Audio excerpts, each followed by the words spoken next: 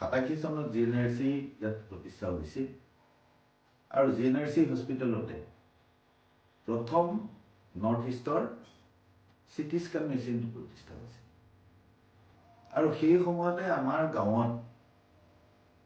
এটা ল'ৰা এনকেফেলাইটিছত আক্ৰান্ত হৈছিল যিটো ল'ৰাক ইয়ালৈ আনোতে হস্পিটেলখনলৈ আনোতে মই তাত যে একমাত্ৰ চিটি স্কেনটো প্ৰতিষ্ঠা হৈছিল এই বিষয়ে জানিছিল সেই 87 চনৰ পৰা দুটা কাৰণত GNRC হস্পিটেলৰ লগত দুই ধৰণেৰে সম্পৰ্কিত এটা হ'ল GNRC হস্পিটেলৰ যিগৰাকী অধ্যক্ষ ডাক্তৰ নোমল বৰা তেখেতে যাক বিয়া কৰাইছে সেই বাইদেউৰ পৰিয়ালটোৰ সৈতে আমাৰ এটা সম্পৰ্ক আৰু আমাৰ পৰিয়ালৰ যিমান ৰোগী আছে ইষ্ট কুটুম্ব আমাৰ কাৰ্যালয়ৰ কৰ্মচাৰী সকলো তাৎক্ষণিকভাৱে আমি বিশ্বাসত লৈ চিকিৎসাৰ বাবে ভৰ্তি কৰিবলগীয়া হস্পিটেলখনে হ'ল GNRC হস্পিটেল আৰু বিশেষকৈ নৰ্থ ইষ্টৰ প্ৰেছাৰ ষ্ট্ৰোক এক্সিডেণ্টেল ইমাৰ্জেঞ্চি যাৰ ব্ৰেইন হেমৰেজ থাকে এই পেচেণ্টৰ কাৰণে GNRC হস্পিটেল সবাতোকৈ নিৰ্ভৰযোগ্য হস্পিটেল বুলি বিশ্বাস কৰোঁ কাৰণে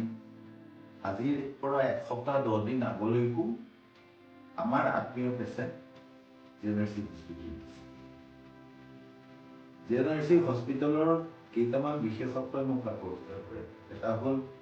ডাক্তৰ নোমল বৰাৰ পাৰ্চনেলিটি নোমল বৰাই যি কনচেপ্ট লৈ বিভিন্ন ট্ৰাইবেল এৰিয়া বা তেওঁৰ জন্মভূমি গহপুৰ অঞ্চলত তাৰ কৃষকক তেওঁলোকৰ অৰ্থনৈতিক স্বাৱলম্বিতা বঢ়াৰ কাৰণে অভিযান চলাই আছে তেওঁলোকৰ ৰোগ নিৰাময়ৰ কাৰণে ল'ব পৰা ব্যৱস্থা আৰু তেওঁলোকৰ স্বাস্থ্য কেনে আছে তাক পৰীক্ষা কৰাৰ কাৰণে মাজুলীলৈকো গৈ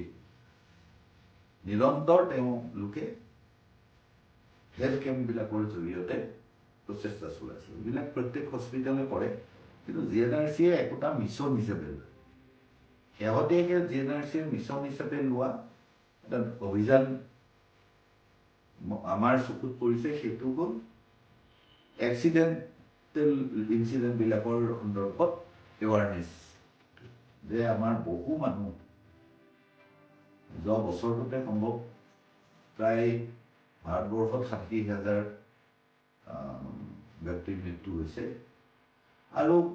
অসমতো বৃহৎ সংখ্যক লোকৰ মৃত্যু হৈছে পৰহিও এজন যুৱকৰ আমাৰ গাঁৱৰে এজন যুৱকৰ এক্সিডেণ্টত মৃত্যু আৰু তাৰ মূল কাৰণবিলাকেই হ'ল যে এক্সিডেণ্টত হেমৰেজ হয় আৰু হেমৰেজ হোৱা পেচেণ্টজনে ইমিডিয়েটলি নিউৰ' যি ট্ৰিটমেণ্ট তেওঁ পাব লাগে ব্ৰেইনৰ কাৰণে সেই ট্ৰিটমেণ্ট আৰু পৰীক্ষাখিনি সব হস্পিটেলত তাৰ সুবিধাখিনি নাথাকে দ্বিতীয় কথাটো হ'ল নোমল বৰাৰ যিটো ব্যক্তিত্ব সেই ব্যক্তিত্বই GNRC হস্পিটেল এণ্ড ৰিচাৰ্চ চেণ্টাৰৰ গোটেই গ্ৰুপ অফ হস্পিটেলৰ সকলো কৰ্মচাৰী পেচেণ্ট আৰু এটেণ্ডেণ্টক বিশ্বাসযোগ্যভাৱে তেওঁলোকৰ ওপৰত নিৰ্ভৰ কৰিব পৰাকৈ ব্যৱহাৰ কৰে সেই গুৰুত্বটো প্ৰদান কৰে যে তেওঁলোকৰ আচাৰ আচৰণত যাতে পৰিয়ালটো আশ্বস্ত হ'ব পাৰে যে আমাৰ চিকিৎসাত আমি ভাল আমাৰ পেচেণ্টজন ভাল তৃতীয় কথাটো হ'ল GNRCক নতুনকৈ সজাই পৰাই তোলা হৈছে পুৰণা হৈছে যদি পুৰণা বস্তুবিলাক নতুন কৰা হৈছে এটা যেনেকৈ ৰিচাইক্লিং কৰা হয় ইয়াত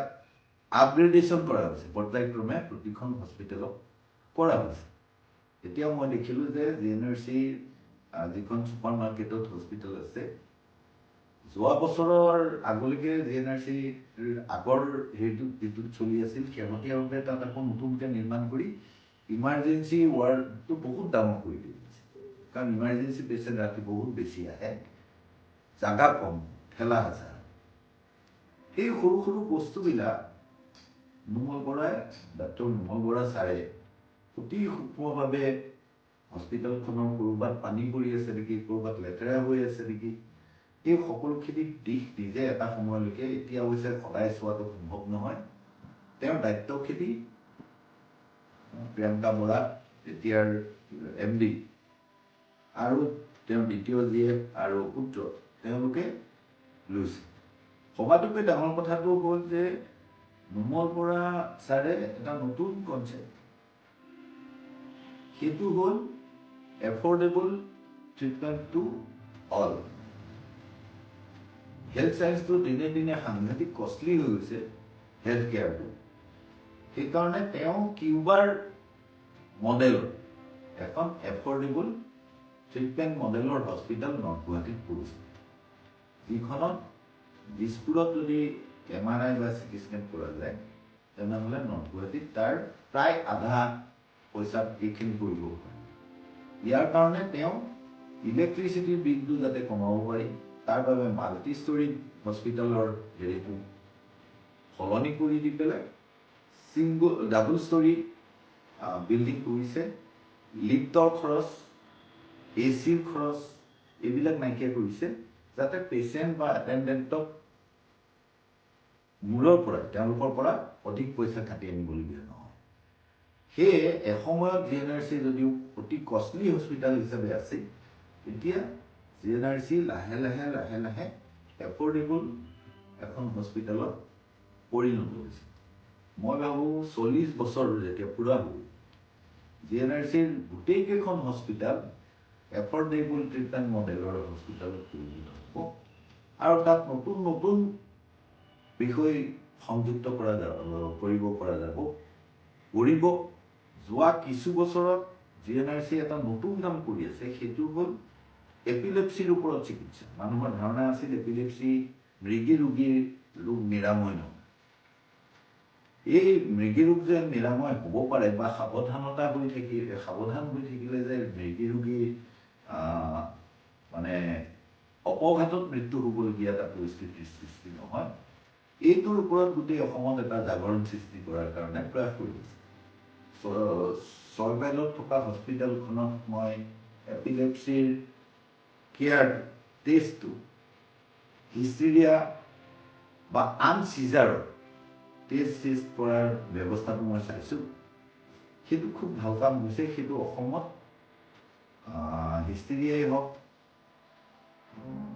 এপিলেপচিয়ে হওক বা শেহতীয়াকৈ জুবিন গাৰ্গৰ মৃত্যুৰ ঘটনাটোৰ পিছত চিজাৰ বস্তুটো বহুতকে আহিছে, এই চিজাৰটোও কিন্তু সেই এপিলেপচিৰ লগত বা হিষ্টেৰিয়াৰ লগত সম্পৰ্কিত। এইটোৰ বাবে গোটেই অসমত এৱাৰনেছৰ কিছু প্ৰগ্ৰেম GNRCয়ে লোৱা মই লক্ষ্য কৰিছোঁ। সেইটো এটা ডাঙৰ কাম হৈছে। মই ভাবোঁ যে